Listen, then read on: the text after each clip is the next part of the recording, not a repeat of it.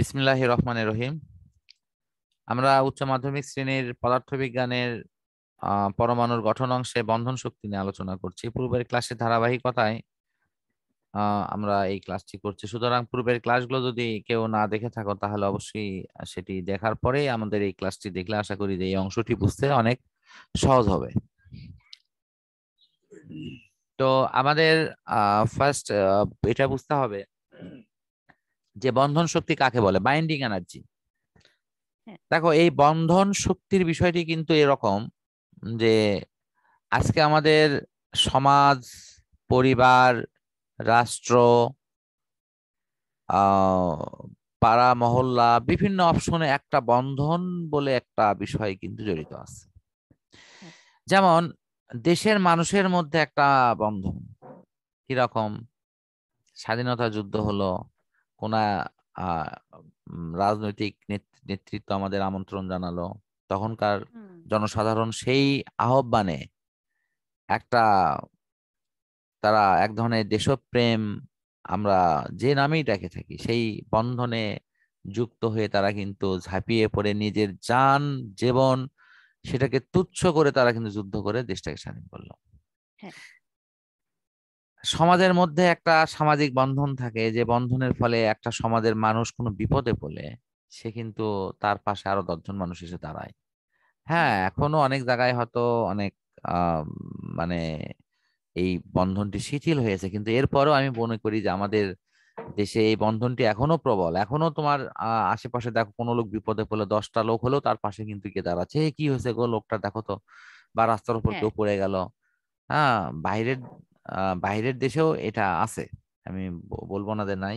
অনেকে দেখা যায়, আমরা অনেক দৃশ্য দেখি, রাস্তা পার হতে পারছে না, একজন দরকার হলে গাড়ি থামিয়ে হলেও তাকে রাস্তা পার করে দিয়ে শেষ চলে যাচ্ছে। এরকম অনেক ভালো মানুষ আছে কিন্তু। তাহলে সেখানেও একটা বন্ধন থাকে।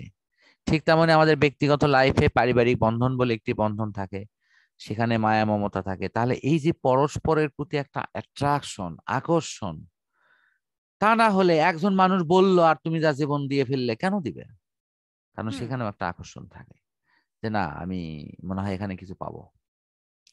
হ্যাঁ, এইরকম বিষয়টা থাকে।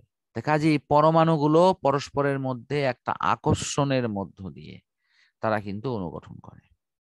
আবার পরমাণুর মধ্যে কণাগুলোর মধ্যে এক প্রকার আকর্ষণ থাকে, সেই কণাগুলোর আকর্ষণের ফলে এখানে তোমার ওই পরমাণুর কণাগুলো মিলে কিন্তু নিউক্লিয়াস গঠন হয়। আর নিউক্লিয়াসের কণাগুলোর মধ্যে আকর্ষণের ফলে নিউক্লিয়াসের যে বন্ধন শক্তি সেটি কিন্তু চলে আসে।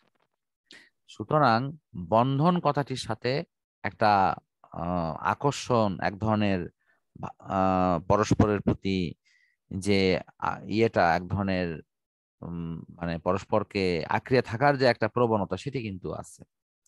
তো এখানে আমাদের প্রথম ভাবতে হবে যে নিউক্লিয়াসে নিউক্লিয় কণাগুলোর চরিত্রটা কি। নিউক্লিয়াসে নিউক্লিয় কণাগুলোর চরিত্র হলো, নিউক্লিয়াসের প্রোটনকে বিকর্ষণ করে। প্রোটন আর নিউট্রনকেও বিকর্ষণ না করলেও আকর্ষণ করার কথা না, কারণ নিউট্রন হলো তোমার চার্জবিহীন কণা, সেটাতে কোনো আকর্ষণ বা বিকর্ষণ কোনো অপশনই নেই। কিন্তু এরপরেও দেখা যায় অত্যন্ত ক্ষুদ্র জায়গায় অনেকগুলো অনেকগুলো প্রোটন বা নিউট্রন গুলো একত্রিত হয়ে তারা অবস্থান করে। কেন করে? এটি করে ওই যে তাদের এই বন্ধন শক্তির জন্য। নিউক্লিয় কণাগুলো পরস্পরকে যে বলে আবদ্ধ করে, যে বলে আকর্ষণ করে, সেই আকর্ষণ বলটাই হলো বন্ধন শক্তি। তা আমি আশা করি যে তুমি বন্ধন শক্তির উপর ধারণাটা পেয়ে গেছো। এখন যদি আমি একটা নিউক্লিয়াসকে ভাঙতে চাই, তাহলে এই বন্ধন শক্তি কেউ নিউক্লিয়াসকে সহজে ভাঙতে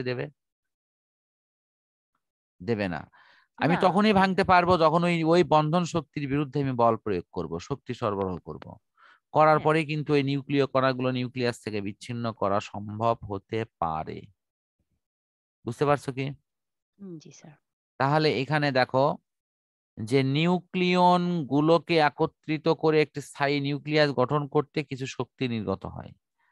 আবার একটি নিউক্লিয়াসকে ভেঙে নিউক্লিয়ন গুলোকে আলাদা করতেও বাহির থেকে সমপরিমাণ শক্তি সরবরাহ করতে হয়। খুব ভালো করে খেয়াল করো।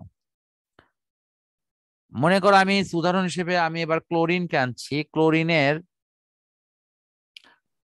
17টি প্রোটন, ঠিক আছে, 18টি নিউট্রন হ্যাঁ। এরা একত্রিত হচ্ছে। এরা একত্রিত যখনই হবে তখনই কিন্তু শক্তি নির্গত হবে। খুব ভালো করে মনে রাখো এটি। শক্তি নির্গত হওয়ার অর্থই হচ্ছে নিউক্লিয়াসের কণাগুলো পরস্পরকে তখন আকর্ষণ করা শুরু করবে। হ্যাঁ। এই আকর্ষণটাই হলো তোমার বন্ধন শক্তি। তো আশা করি মূল বিষয়টা বুঝতে পারছো। জি স্যার। এখন যদি ওই নিউক্লিয়াসকে ভাঙতে চাই, যেমন আমি যদি ফ্লোরিনের কোনো নিউক্লিয়াসকে ভাঙতে চাই, তাহলে কিন্তু ওই আকর্ষণ বলের বিরুদ্ধে আমাকে কাজ করতে হবে, যাতে করে আমাকে ওই শক্তি সরবরাহ করে দেওয়ার পর তখন নিউক্লিয় কণাগুলো পরস্পর থেকে বিচ্ছিন্ন হবে। তার আগে কিন্তু বিচ্ছিন্ন হবে না। এই জন্য এই লাইনটাও কিন্তু আছে, দেখো খুব ভালো করে খেয়াল করো। আবার কোন নিউক্লিয়াসকে ভেঙে তার নিউক্লিয়ন গুলোকে আলাদা করতে যে বাহির থেকে যে পরিমাণ শক্তিটা সরবরাহ করা হয় সেটাকে বলা হয় তোমার এই নিউক্লিয় শক্তি। তা আশা করি যে নিউক্লিয় এই বন্ধন শক্তির বিষয়টি ক্লিয়ার। জি স্যার। তাহলে বন্ধন শক্তির সঙ্গে কিন্তু দুই ভাবে দিলাম, কিন্তু দুই ভাবে তুমি ভাঙারটা গড়ারটা যে দিক থেকে দাও দিতে পারবে। হ্যাঁ। তো সংজ্ঞা 1, যে শক্তি প্রোটন ও নিউট্রন গুলোকে পরস্পরকে আবদ্ধ করে সেটা বন্ধন শক্তি। আবার বলা হচ্ছে যে প্রয়োজনীয় সংখ্যক নিউক্লিয়নকে প্রোটন ও নিউট্রন একত্রিত করে নিউক্লিয়াসে এটি করে, সেটাও বন্ধন শক্তি। তৃতীয় অপশনটা বলা হচ্ছে সংজ্ঞার অংশটা হলো এটাই, যে নিউক্লিয়াসকে ভেঙে তার নিউক্লিয় উপকরণগুলোকে আলাদা করার জন্য যে বাড়তি শক্তির প্রয়োজন হয় সেটি বন্ধন শক্তি। তা আমি এই বিষয়টি মনে হয় আশা করি যেটা ক্লিয়ার হয়েছে। এখন আমরা দেখব হলো যে এই বন্ধন শক্তির মানটি। বন্ধন শক্তি V B is equal to del M C square. Del M C square. তাহলে এই যে ডেল এমটা কি ভর ত্রুটি, সি হলো কি আলোর বেগ। তোমার কি মনে আছে ওই যে E is equal to M C square? হ্যাঁ স্যার মনে আছে। সেটাই এটা। এম মানে হলো তো ওই ভর, যে ভরটা ধ্বংস হয়েছে বা ত্রুটি যেটা। দেখো এখানে করা আছে, এটাই বন্ধন শক্তির চূড়ান্ত রাশিমালা। এখানে এখন ভর ত্রুটির এখানে কি দিছে দেখো তো, এই যে লেখা আছে যে জেড এম, কেন লেখা জেড মানে কি পারমাণবিক সংখ্যা, এম মানে কি প্রোটনের প্রোটনের প্রোটনের ভর। তাহলে যদি এটি সোডিয়ামের বেলা হয় তাহলে পারমাণবিক সংখ্যা হবে 11, প্রোটন হবে কত 11টি। হ্যাঁ প্রোটন 11টি। তাহলে নিউট্রন সংখ্যা তো 12টা হবে তখন, 12টি। শেষ। এখন বুঝতে পারছো কি? জি স্যার। আচ্ছা, N is equal two A minus Z কেন লিখছে? ওই যে ভর সংখ্যা থেকে তোমার প্রোটন সংখ্যা বাদ দিলে কি ভর সংখ্যা পাওয়া যাবে? নিউট্রন সংখ্যা পাওয়া যাবে। হ্যাঁ, মানে এটা আপনার নিউট্রন অথবা প্রোটন সংখ্যা বাদ দিলে নিউট্রন সংখ্যা পাওয়া যাচ্ছে। জি স্যার। তা আশা করি এটা ক্লিয়ার। নিচের সমীকরণটি দেখো, এই যে এম সি স্কোয়ার, এই যে এম এর মান হলো তোমার এম এ তারপর সি স্কোয়ার। আর বন্ধন শক্তির ক্ষেত্রে এই মানটা মুখস্থ রাখো বা মনে রাখো, এটি নৈবেত্তিকা কিন্তু আসে এই 1 এম ইউ সমান এই স্ট্যান্ডার্ড মান হিসেবে কত এটা আসে, সেটা না 931 এমইভি। এমইভিটা কি mega electron volt, mega electron volt. আচ্ছা, ইলেকট্রন ভোল্টের সংজ্ঞা কি মনে আছে তোমার? স্যার এটা তো আসলে হ্যাঁ, একক বিভব পার্থক্যে কোন ইলেকট্রনকে ছেড়ে দিলে সেটি যে গতিশক্তি অর্জন করবে। ও আচ্ছা আচ্ছা।